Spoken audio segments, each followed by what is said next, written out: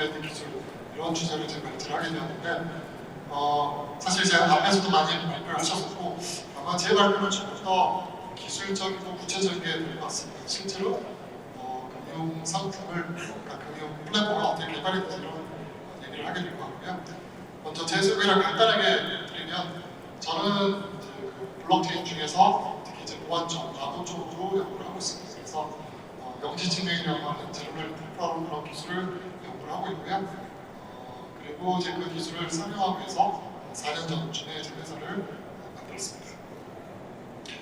저희 회사에서 이제 중요하게 만든 것 중에 하나가 투표 시스템이고요. 그래서 투표 시스템 아까 말씀하신 대로 작년 올해 CES에서 최고 수상을 수상을 하였습니다. 그리고 아마 다음 달 정도부터는 여러분들이 중앙선거관리위원회 온라인 블록체인 투표를 통해서 저희 서비스를 사용해 볼 수 있을 거라고 생각을 하고 있습니다. 그리고 이제 금융 관련돼서도 저희가 개발한 게 있었고요. 한국은행 쪽 관련돼서 한국은행 CBDC 쪽에 프라이버시를 보존하는 그런 소금이라든지 이런 쪽의 그 상품을 개발을 하였습니다. 그래서 이걸로는 작년에 CES에서 한개단을 수상을 하였습니다. 그리고 올해도 이제 계속 한국은행이랑 그런 프라이버시 관련된 CBDC 연구를 하고 있습니다. 그러면 이제 우리가 비단에서도 말을 하고 있지만 금융에서 굉장히 중요한 게 신뢰죠. 그리고 신뢰라는 게 사실 금융뿐만 아니라 사회적으로 굉장히 중요합니다. 신뢰가 높은 사회는 보통 잘 사는 사회고 신뢰가 낮은 사회, 거꾸로 될 수도 있죠. 못 사는 사람은 보통 신뢰가 낮습니다. 그 이유가 신뢰에 우리가 드리는 비용이 상당하다라는 걸 알 수가 있죠. 그러면 어떻게 우리가 이런 모신 회사를 만들 수 있을까?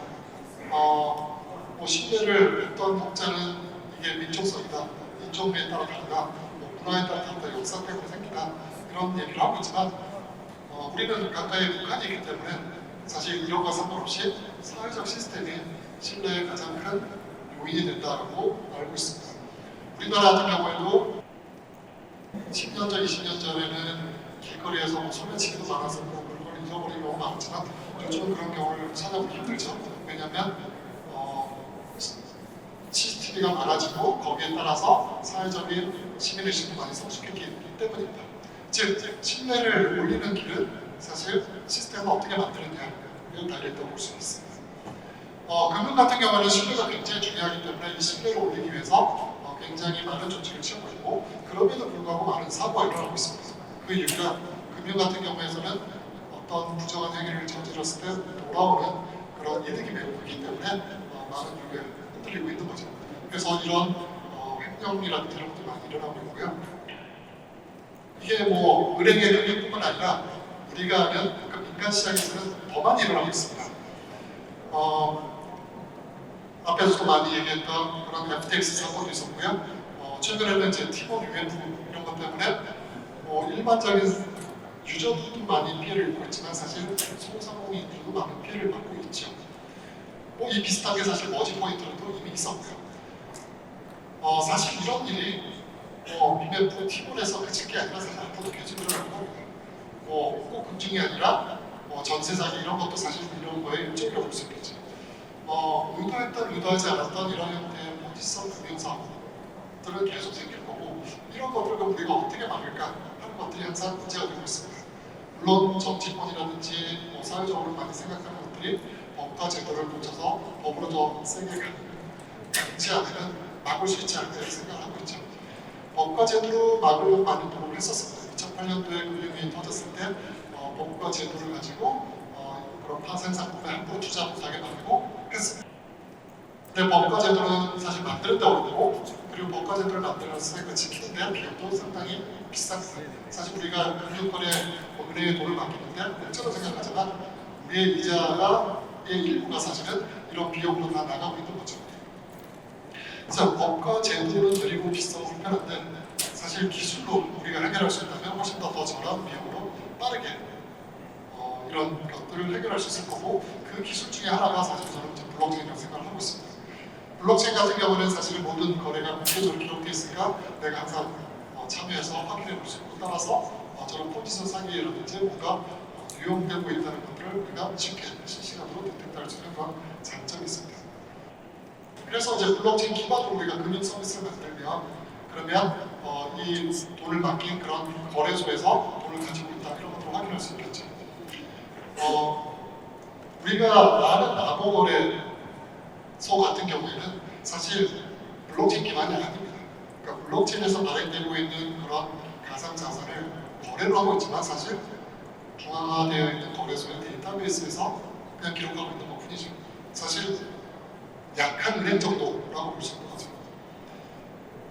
그러면 더 안전하게 우리가 준비금 보증할 수 있는 방법이 뭐가 있을까? 당연히 블록체인 기반의 디센트럴라이즈 exchange, 덱스 형태로 하는 게 좋겠죠. 근데 덱스가 참 좋긴 하지만 사실 비쌉니다. 느리고 비싸고 그리고 또 결정적으로 덱스, 블록체인에 기록되어 있는 것들은 다 볼 수 있기 때문에 프라이버시 문제들도 있죠. 그래서 이런 것들을 다 해결하면 우리가 블록체인 기반의 서비스를 충분히 할 수 있다고 생각을 하고 있습니다. 네, 그러면 이제 이런 걸 어떻게 해결할까? 해결하면 좋겠지만 해결을 해야 되겠죠. 네, 그래서 제가 생각할 때는 블록체인 기반의 금융 서비스가 대중화되기 위해서는 우리가 총량 관리를 있어야 되고 거래소에서 그리고 그러면서도 프라이버시를 보호해야 되고 그러면서도 거래에 드는 시간이라든지 비용이 낮아야 된다. 이런 것들을 다 만족하면 그러면 블록체인 기반의 그런 거래소 금융 서비스가 대중화될 수 있을 거라고 생각하고 있습니다.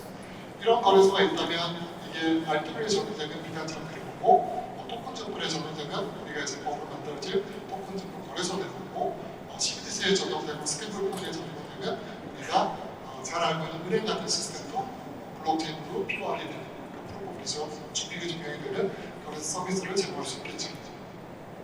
네, 그래서 저희는 이러한 것들을 만족할 수 있는 그런 기술을 개발할 수 있을까 고민했고 실제로 그래서 이 기술을 개발하고 플랫폼으로 만들었습니다.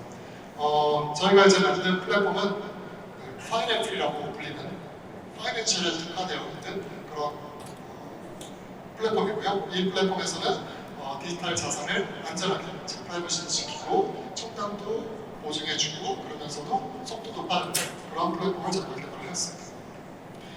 네, 이게 이제 파이낸플의 구조인데요. 밑에 유저들이 있고 그다음에 프론트엔드 웹 앱을 통해 가지고 유저들은 이제 거래를 수행할 거고 그다음에 왼쪽 면에는 거래소 계좌관리 기간을 생각하시면 될 거고 그다음에 계좌관리 기간에 들어가 있는 내용은 우리가 알고 있는 중앙은행 거래소 같은 그런 데이터베이스 또는 은행의 거래 내용들이 다 들어갈 거고 블록체인에는 사실 암호화된 내용 전문적으로 커미먼트라고 얘기하는데 그런 암호화된 내용이 들어가 있어서 저 블록체인에 들어가 있는 내용을 보고 내 거래가 받게 되었다는 것을 항상 보증받을 수 있는 그런 형태로 되어 있습니다. 네, 그래서 또 보시면 아래쪽에 계좌관리 기간 또는 은행의 TV 같은 경우에는 실제 내 데이터가 들어가 있는 거고요. 블록체인에는 계좌에 대한 커미먼트 형태가 들어가 있는 그런 형태로 되어 있고 만약에 내가 뭔가 송금한다든지 이런 경우에는 데이터베이스뿐만 아니라 블록체인에 있는 그런 암호화된 내용이 바뀌게 내 개인은 블록체인에 들어가는 내용이 실제로 내 계좌 내용을 같이 확인할 수 있지만 제 3자가 봤을 때는 블록체인을 봐도 저게 무슨 내용인지 모르기 때문에 프라이빗 시킬 수 있는 그런 형태를 지고 있습니다. 준비금 증명 같은 경우에도 이제 굉장히 중요한 파트고요. 중앙화된 거래소 같은 경우에도 FTX 이후로 준비금 증명을 암호적으로 하기 위해서 많이 도입을 했습니다. 그 중에 하나가 이제 바이낸스 같은 경우에도 준비금 증명을 머클트리라고 하는 형태를 통해 가지고 하려고 하고 있고요. 그런데 이제 그거를 하는데 걸리는 시간이 굉장히 오래 걸려서 한 달에 한 번 정도밖에 못 하고 있습니다. 왜냐하면 그런 계산하는데 아마 좀 제일 좋은 서버에서 한 30시간 정도 걸리기 때문에 자주 못 하고 있고 저희는 이거를 이제 그런 형태가 아니라 이제 다른 형태로 만들어서 매번 준비금 증명을 확인할 수 있도록 준비금 증명에 필요한 증명 생산 시간이 수미리 세컨드 정도밖에 안 걸리게 하는 그런 형태를 이제 개발을 했습니다. 네, 그리고 이런 블록체인 기반으로 거래가 일어났는데 굉장히 다 좋지만 사실 덱스 같은 경우는 들고 비싸거든요.